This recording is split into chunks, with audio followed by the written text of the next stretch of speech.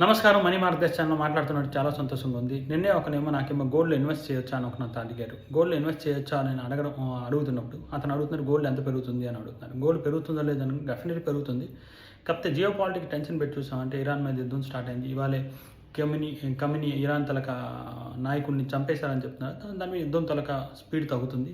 చంపింటే ఇంకా న్యూస్ కన్ఫామ్‌గా రావడం లేదు. అక్కడ కూడా వస్తున్నాయి కదా, కన్ఫామ్ అయింది చంపేశారని.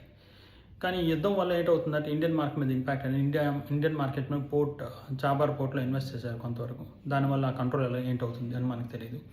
దాని తర్వాత మనం ఇప్పుడు మోస్ట్లీ చూసామంటే ఈ యుద్ధం వల్ల క్రూడ్ ఆయిల్ ప్రైస్ డెఫినెట్లీ పెరుగుతుంది. క్రూడ్ ఆయిల్ ప్రైస్ పెరిగిందంటే మన ఇండస్ట్రీ మీద చాలా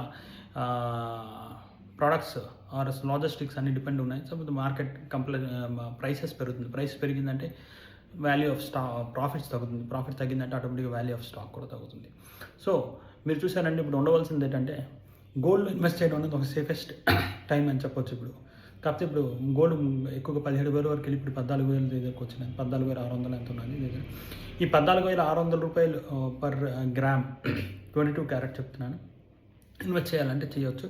మీకు అంత అవసరం ఉంటే చేయొచ్చు. ఇంకా పడడానికి కూడా అవకాశం ఉంది. జూన్ వరకు ఇలాగే ఉంటుంది. మార్కెట్ సైడ్ లైన్ వెళ్తుంది. కాకపోతే ఈ యుద్ధం వల్ల డెఫినెట్లీ గోల్డ్ 3 to 4% పెరగడానికి అవకాశాలు చాలా ఎక్కువగా ఉన్నాయి. మండే ట్యూస్డేలోనే. Thank you. Signing off CA Kishore.